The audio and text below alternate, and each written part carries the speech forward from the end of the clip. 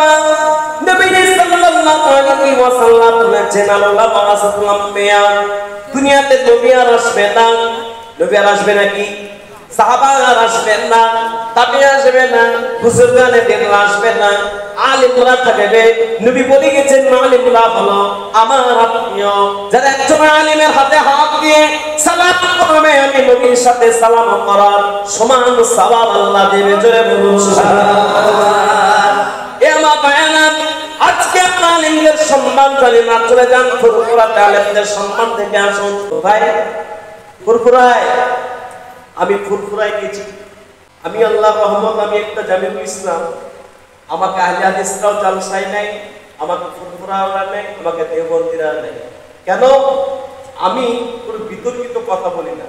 কেন? নবীজি বলেছেন আল ফিতনাতু আশাদ্দু মিনাল কতল, ফিতনাকারী কতলকারীর থেকেও খারাপ।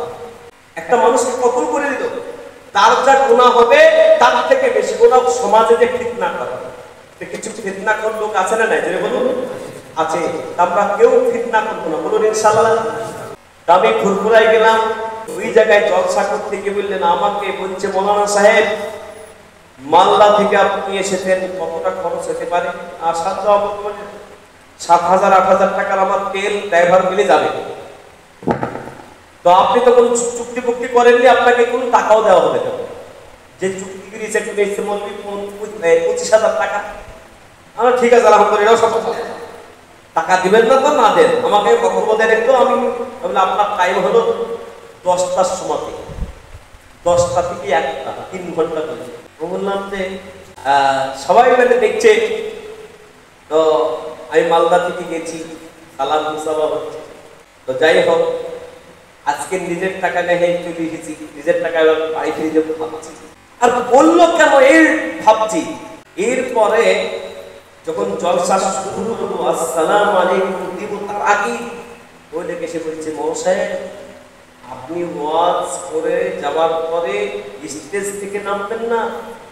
আমি সম্মানের কথা বলছি, আপনাদেরকে বলছি না যে আপনারা মুসাফা করে যাবেন, আলেমদেরকে সম্মান করবেন। আজকে তারা কি সম্মান দেশে বলুন, এবার মুসাফা করে যাবেন। আল্লাহু আকবার। মুসাফা শুরু হলো, 3,000 লোক। আল্লাহু আকবার। আধা ঘন্টার উপরে আমার মুসাফার সময় লেগে গেল। এবার মুসাফাতে যে টাকা দিয়েছে ওরা, বাড়িতে এসেই আমি দেখলাম গণনা করে আলহামদুলিল্লাহ 22,000 টাকা তারা হাদিয়া দিয়েছে। বলুন কত টাকা বললাম? কিসে ওরা মুসাফাতে টাকা দেয়? এমনি মৌলবি সাহেবের টাকা দেয়। বুঝুন ভালো করতে কি মহব্বত আছে। আজকে আলিমদেরকে মহব্বত নাই। আলিম কি করে সমাজে ঢুকে কি করে? সমাজে আপনার বিবাহ হয়, আলিম সমাজে কেউ মারা গেলে জানাজার নামাজ পড়ায়, ঈদের নামাজ আপনার পড়ায়, বাচ্চাদের কোরআন শিক্ষা দেয়, মসজিদে 5 ওয়াক্ত নামাজ পড়ায়, 5 টাইম আপনার জন্য আমার জন্য ইমাম সাহেবরা দোয়া করে। এই আলিম যে আলিম প্রতিদিন আপনাকে জান্নাতে নিয়ে যাওয়ার দোয়া করে। যে আলিমদের মহব্বত করবো ইনশাআল্লাহ। জোরে বলুন। টাকা দিতে হবে না, শুধু অন্তর থেকে আল্লাহ কোন আল্লাহ আমি আলিমকে মহব্বত। সমাজের মাটিতে ওই সমস্ত আলিমদেরকে নিয়ে বক্তব্য দিতে হবে যে আলিমরা মোটামুটি তাহাজ্জুদের নামাজ পড়ে, মোটামুটি কোরআন তেলাওয়াত ভালো জানে, ভালো হাদিস জানে, আর স্টেজে আসার সময় বিশাল পাগড়ি আর ঘরের ভিতরে টান মারছে বিড়ি। এই আলেম নিয়ে এসে সমাজ আরো খারাপই হবে। যোগ্য জবাব আল্লাহর কাছে পাবে ওই সমস্ত কমেন্ট নিয়ে। এই জন্য আমি আপনাদের বলি, যোগ্য আলেমের কাছে গিয়ে বক্তা কানতে চায়, আপনার মতামত নেবেন, তারপরে ওই আলেম নিয়ে আসবে। কথাটা আবার বুঝতে পারছেন তো? কথাটা বুঝলেন? সেই জন্য আগামী দিনে আমরা আলেমদের সম্মান করবো, বলুন ইনশাআল্লাহ। বিশ্ব নবী সাল্লাল্লাহু আলাইহি মাধ্যমে আল্লাহ পাক বলেন লাইন শাকারতুম লাযিদান্নাকুম ওয়া লাইন কাফারতুম ইন্না আযাবি লাশাদীদ। আল্লাহ পাক আপনাকে যে অবস্থাতে রেখেছে এই অবস্থাতে আল্লাহ পাকের শুকর আদায় করতে হবে। যে ব্যক্তি আল্লাহ পাকের শুকর আদায় করবে, আল্লাহ পাক তার নিয়ামত আল্লাহ পাকের দেওয়া নিয়ামত আল্লাহ বাড়িয়ে দিবে।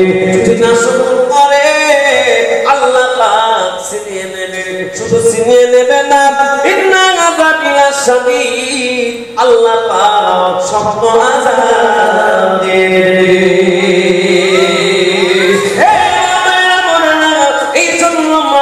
শুকরিয়া আদায় করব কার জোরে বলুন, আর একটু জোরে বলুন। আল্লাহ আমাদেরকে কে পাঠিয়েছেন জোরে বলুন, দ্বীন ইসলামকে দিয়েছে, এটা বিশাল বড় শুকরিয়া বলুন আলহামদুলিল্লাহ।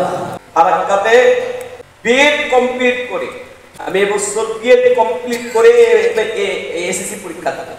তো বিএড কমপ্লিট করে আমার বন্ধুরা বলছে আপনার গাড়িতে ফারাক্কায় যাব, ফারাক্কা ঘুরতে নিয়ে যেতে হবে দেখেছি।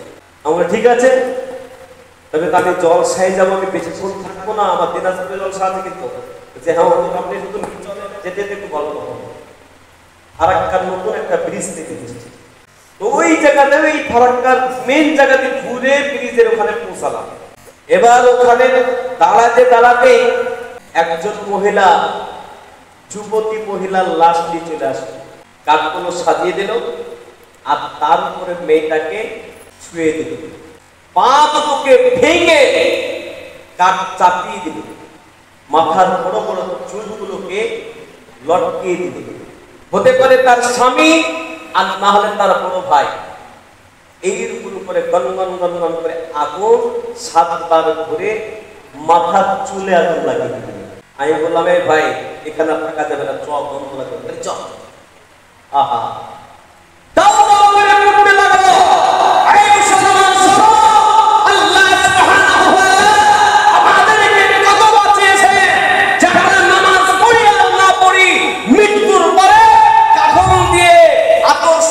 লাগিয়ে সুন্দর জায়গা কবরস্থানে মাটি দিয়ে সুন্দর করে রেখে আসে, জোরে বলুন সুবহানাল্লাহ।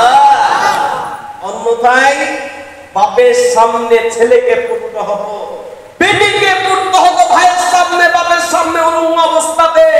এ আমার ভাইয়েরা, আমার মায়েরা অনেকে বলে ইসলাম ধর্ম দিয়ে এসে আমাদের ঈদে কোনো নাচানাচি নেই, নতুন জামা পরে ঘোরাঘুরি আর কিচ্ছু নেই।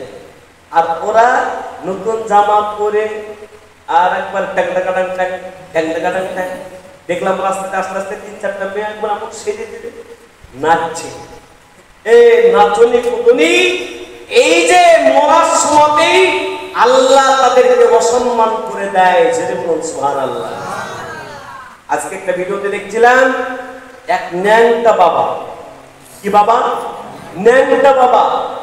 অনেক মহিলা পুরুষকে শুয়ে দিয়েছে, আজকে তাদের একটা কি পূজা আছে, এরকম করে শুয়ে দিয়েছে। আর ন্যাংটা বাবাকে 3-4 জন ধরে তার উপর দিয়ে চড়ি নিয়ে যাচ্ছে। বলুন বলুন, এই সমস্ত ধর্মকে আল্লাহ না জন্ম দিয়ে ইসলাম ধর্মকে আল্লাহ জন্ম দিয়েছেন। মৃত্যুর আগেও সম্মান, মৃত্যুর পরও সম্মান।